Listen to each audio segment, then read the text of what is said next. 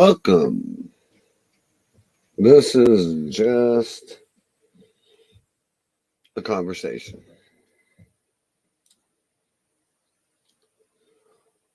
but I do hope you like this video I am about to do.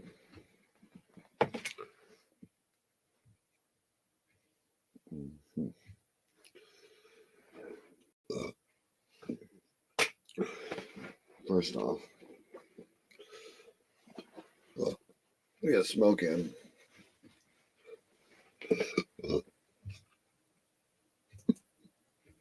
But first off, you see the title, Political Gun Control. I want to take a minute to send my thoughts and prayers to the families over in California that were just affected. It is a sad deal when stuff like that happens, but as you can also see by my background, I love my country. I just want to point out that it's funny how the first thing that your political people do is they go right to gun control. What about a heartfelt message? You know, like why not tell them, hey, our hearts go out to you, but they go right to political. I don't understand it. I don't get it. How more stricter gun laws can you get, really? I'm still trying to rack my head around it. I hear a lot of people talk about nationwide stricter gun laws. Well, like I said, how much more strict can you get? Chicago has the strictest gun laws in the world. And look what they go through on a day-to-day basis. And here's the chief, so maybe he'll help chime in on this. Do what now? Well, political gun control seems to be a new thing, apparently. By the way, you're now live on all of mine. Oh, okay. Sweet. But, so I woke up this morning and read an article about Kamala Harris in California. Mm-hmm. She didn't even start off with our hearts go out to your family. She didn't start off with a heartfelt message. She went right into, we need political gun control. Like that's going to solve all of our problems. Like I said, Chicago has the strictest gun control laws out of pretty much the whole world, because most places you can't even have a gun. So with that being said, and then we found out this guy is Asian descent. Nothing against Asians, nothing against anything. Just pointing out that they said he was Asian descent. Are you at work? No, I'm getting ready for work. Oh, well, that makes sense. My stomach still hurts, but I feel a little bit better than I did yesterday. So that's another thing they were so quick to point out, too, is his race. He was Asian descent. And which one is this? California. Okay, the one where the 7 got killed? Yeah. Okay, I haven't paid much attention to it. I just saw it on the news when I went to leave work yesterday. Oh, there's a lot that is going on with that I don't understand. And it's funny that 7 people are killed and so many are injured, and the FBI instantly gets involved. Yeah. I could bring up Texas, where the guy went in with an AK-47. FBI didn't get involved. We can also go over to Colorado when the Dark Knight Rises first was showing. Guy walks into a movie theater. I remember that one. Did the FBI get involved? No. So, you know why? Because it's California. Shit. If you want to get any attention, go to California. You'll get it all. Any of that whole area. Las Vegas, oh, they'll be right there. DC, they'll be right there. Huh? DC, they'll be there. No, it's cold there. They're in a hurry to get to escape for the winter. Not if it's near the White House. They'll be there quicker than shit. Fair enough. But it's just ironic to me that Biden dispatched them. Okay. But aren't they investigating you? Right. He did that so they would quit investigating him. You should know that by now. Only thing is, right now they're trying to figure out this guy's motive besides he was 70 years old. Yeah, probably 70 years old, realized he was dying and decided to go out his own way, which was kind of stupid. Probably.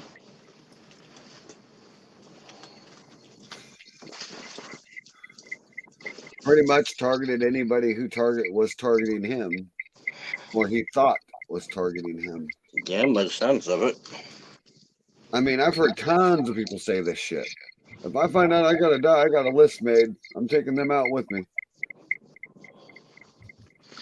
Yeah, you know me. I've said that for years, but I don't think I'd be able to. Obviously, a 70-year-old man knows he could. Yeah, I'm just hoping when I get in, truck didn't show up early. The thing that gets me is how they instantly went with Asian. That's all the media wants to talk about. He's 70-year-old Asian. What do they have to do with the price of tea in fucking China? Right. I don't care if you're white, black, Hispanic. You do bad shit, you're gonna get, well, fuck.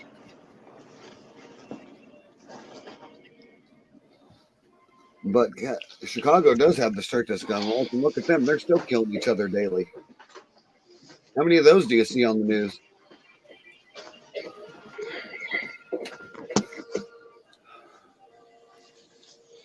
Okay, here's an example. How many gangs there are every day that are fighting in the streets of Chicago, just shooting at each other all day? A lot. Where's that on the news? They're not going to bring that up. They're not, because it ain't important.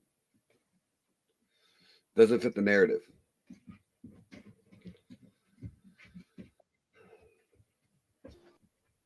You back there? You went mute, so I refreshed. Ah.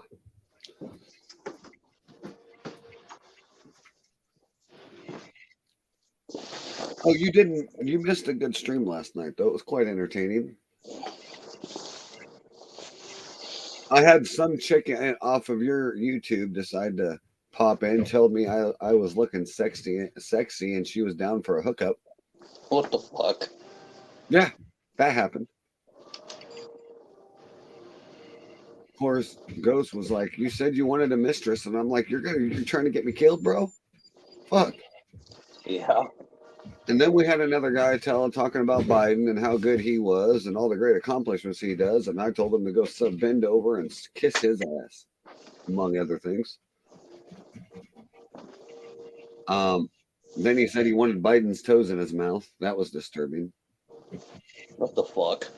And I did tell him, I go, well, if you're thinking of Biden that way, God, I only knows what you're thinking about Obama. All by myself, yeah.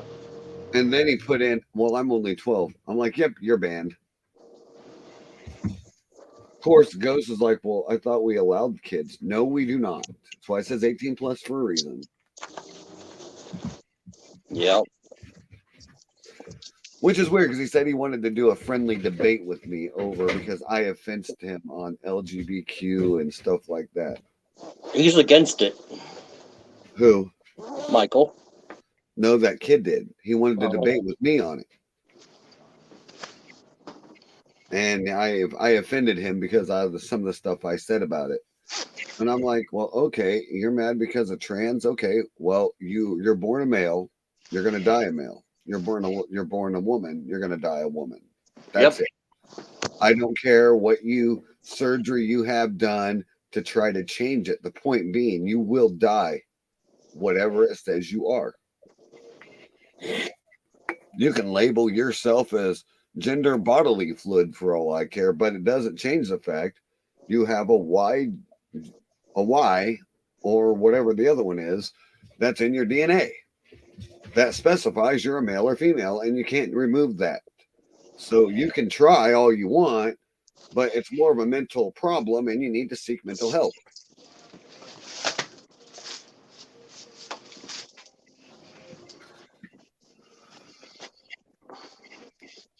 Well, you probably didn't offend just him saying that, but yeah. I don't care. Got a problem with it, we can have a debate about it, but my voice is just not going to change on the whole subject. Right. Mainly because we're from a society when we were 16, we were trying to figure out where we were going to work or when we were going to get our license. Today's generation is trying to figure out which bathroom they're going to use or which sex they want to be. Yep. When I was 16, I was working on race cars with my friend's dad. I was outside riding a bicycle. Phones were just becoming a thing.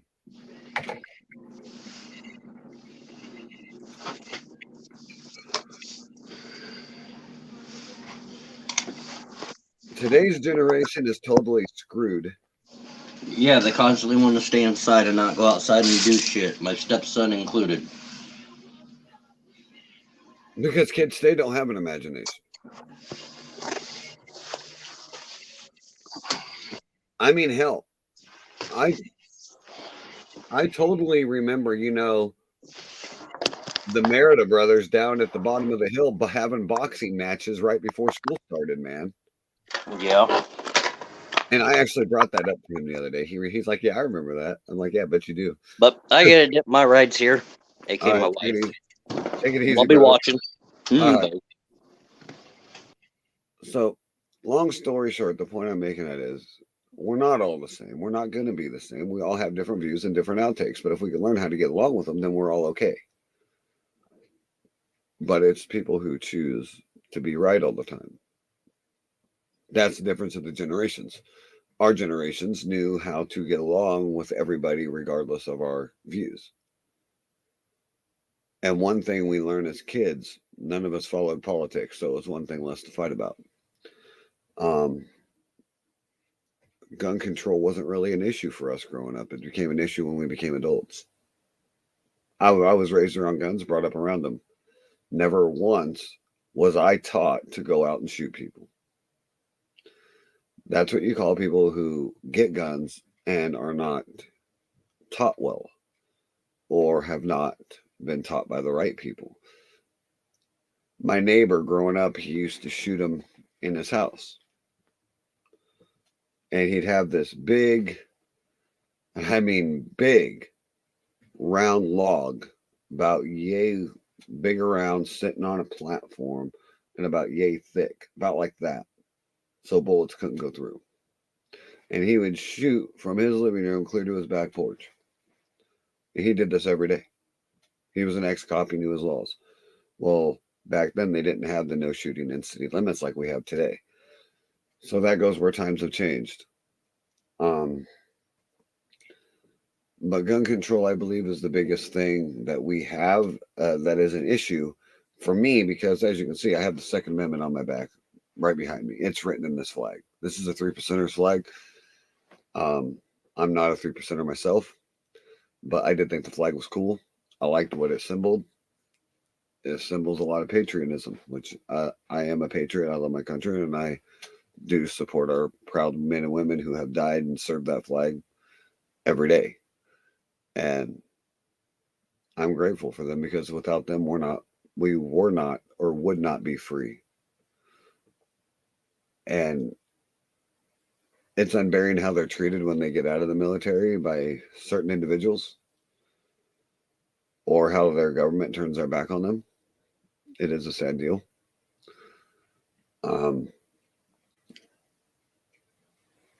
But topics aside, I said this story last night when I was open carrying in Walmart, and this is no lie. This is 100% fact. I had my gun under my arm. I was open carrying, and a little girl asked her mom, "Is he a cop?" And I looked at the little girl. I said, "No, I'm not a cop, sweetheart." And she goes, then why do you carry a gun? And the mom looked at her daughter, smiled, and said the one thing that I never thought I'd hear anybody say to me is, or about me, is if something happens, he will protect us. And she goes, you will? And I'm like, yes, I will. I will die trying. If somebody comes in here and tries to hurt you, your mom, or anybody in the store, I will try to protect you. And that's the thing that people don't realize. They say we're all about guns. No, we're not all about guns. We are to an extent, because we know if something happens and you're not carrying, you will need to be protected. And who are you going to run to? The guy you're bashing that holds a gun. You're going to go to the guy that has a gun, and you're going to stand behind him. And why? Because that's your instinct. That's the difference. You guys stay in the military, shoot women, children, stuff like that. If you have a woman or a child that is trained and held to use a bazooka or an AK-47 to kill you, put yourself in their position. Do you think they want to pull that trigger no more than any innocent American that wants to pull a trigger on somebody else who is wanting to hurt hundreds of thousands of people? And I know where this is going to go. Someone's going to pull up and say, well, where were they at in the studio? First off, it's a ballroom studio. Who would think to bring their gun there? That's just one. Movie theater. Who would really think to bring their gun to a movie theater? This guy. Because I'm paranoid half the time. But that's just me. I'm not one of those that carry 24/7. It's just not my DNA. If me and the wife and the kids go out somewhere, I am strapped in. But rather than that, if I'm out by myself or just going to get something to eat, no, I don't see the point to carry it. But I do know the one time I am probably going to need it, it won't be there because it's going to be at home in my lockbox. But this is just to point out, if you are a person that owns a firearm, think responsibly. Don't go out and do something stupid. Just because you might think it's right or you hate somebody.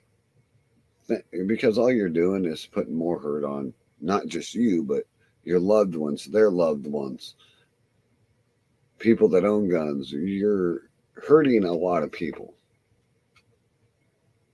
That's the main thing. And when you start doing that and you start getting these numbers of statistics put on by colleges, do they make sense? No, I don't see the point. I don't do numbers. I do facts. I look at what I read.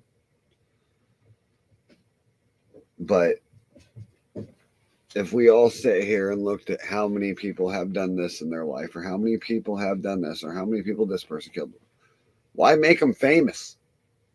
They did something bad. Why are we talking about it? We know they did it. End it with that. Why run it for 2 to 3 weeks? All you're doing is making them famous. It's kind of like that anybody who remembers who Billy the Kid is, that one singer he made, I'll make you famous. He wasn't lying, because he was going to shoot them, and he was going to make them famous along with his name.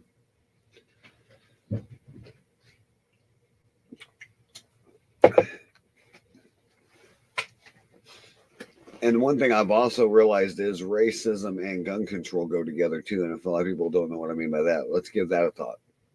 If you're white, you must be a redneck who owns a lot of guns. If you're a black guy or a Latino, Hispanic culture, chances are you're either in the cartel, Mexican gang, or you're in a gang. And therefore, you must have a gun. But what they don't talk about is the actual how many Americans that own them legally.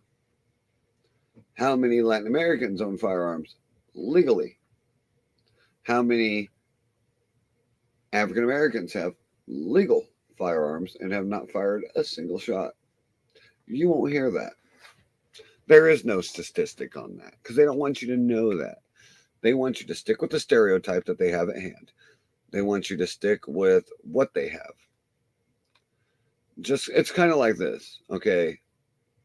African American people don't want people saying the N word, but yet they're introducing it to their young, who then in return introduce it to our young, referring to me, the white person, aka the Asian, aka everybody else. Then they get mad when you say it. But you want to quit using the word, you want and no one to act like it exists. Okay, quit fucking saying it. I play Call of Duty. You know how many times I hear it come out of their mouths? But yet you want to bitch and moan and complain when somebody else says it? Okay, well quit talking about it. Quit introducing it to your kids. Quit introducing it to my kids. Quit introducing it to your young. My kids didn't even know what the hell it meant until they walked into a school and said, Dad, what's it mean? And I go, well, we're not allowed to say that apparently. Which I don't know why you guys call each other that. If it's so bad, why are you disrespecting each other? But a white boy says it's disrespect, but you guys sit here and disrespect each other every damn time you see each other. And I say that for a reason. We can go back to Rush Hour when Jackie Chan, who ain't from this country in the movie, walks into the bar and Chris Carter says, what's up, my aunt? Jackie Chan looks, says, well, that's how Americans talk. So he brings it up. And what happened? What the hell did you just say? Bar scene starts over because the guy thought he was being racist. Okay, but they're being racist to each other if they're calling each other that shit. But yet you don't want me or anyone else to say it, but you guys can sit here and call each other that. Tell me how that makes any sense. Do you see a white boy saying, whoa, hello, cracker? What's up, honky? No, you don't see us saying that. Because we know it's disrespectful. It's called manners. Something we're raised with, something we're taught. But there is one thing I will hold up. There is one thing an African guy is scared of besides God, and that's his mama. You ever seen that a full-blown thug get yelled at by his mama? That guy going, he's doing stuff that the blood couldn't even make him do. She has him weeping. He could be a 240 pounds fresh out of prison big guy. His mama step up, he going.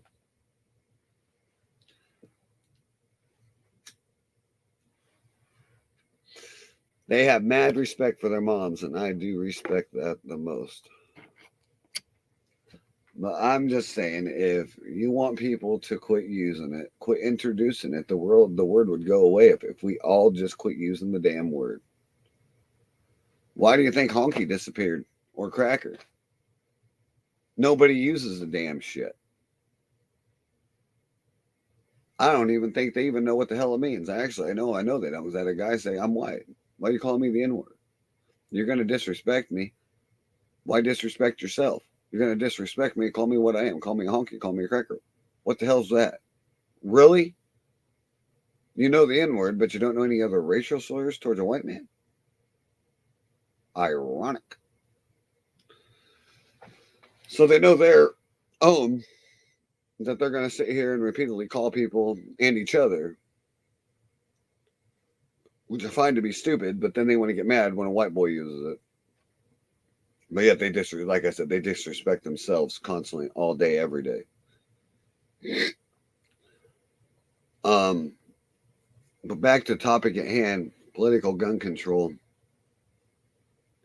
They only bring it up when there's a mass shooting, school shooting, whatever.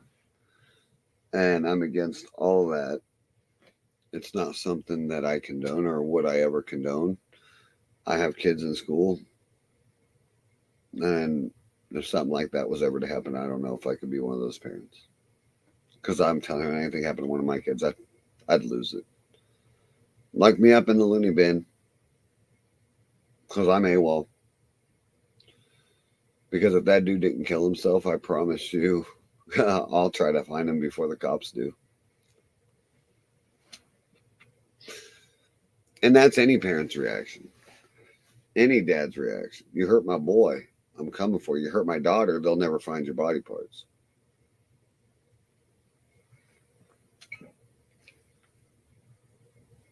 If somebody was to actually come after my kids, I think I'd want to hunt that guy down and torture the shit out of him. See, that's what I'm saying, guys. I think it should be a law, matter of fact. You heard a father, son, or daughter, or daughters, multiple, I don't think that guy should get a trial. I think he deserves 2 minutes in a room with daddy. Not just one, each one, 2 minutes for each one. Just let him whoop his ass. Can't kill him, but let him whoop his ass. Just let him get at him. That's the best grieving you could do. The best punishment you can give and the best grieving tools. Let him just rip into him. Heck, that would be the best thing. 50 kids, 50 dads, 2 minutes. That's all you need. He'll wish he was dead after the first 2.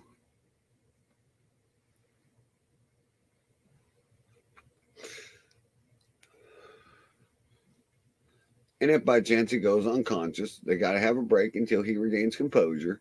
Then they pull him up and they let him do it again. To the next one. And it just goes down the line. That's the best punishment. Best grieving you could give a dad right there.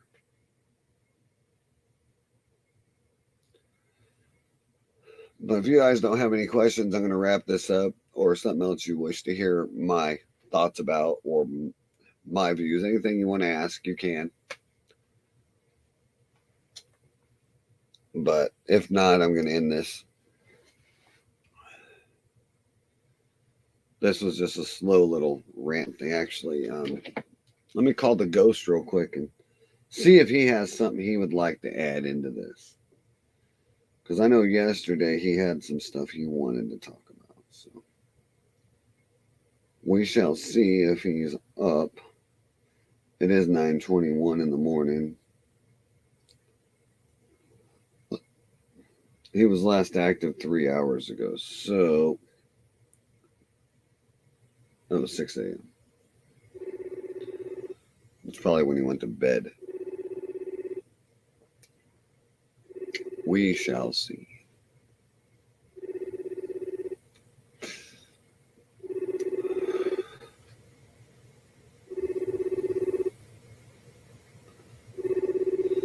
No, I'm going to say that's when he went to bed. So, with that being said, I think I'm going to end this with, for now, but you guys have a good Thursday and enjoy your day. I'm going to do probably some Call of Duty. I might do some streaming on there. If you guys want to catch me out over there, you can. But anyways, I'm out. Have a good day, y'all.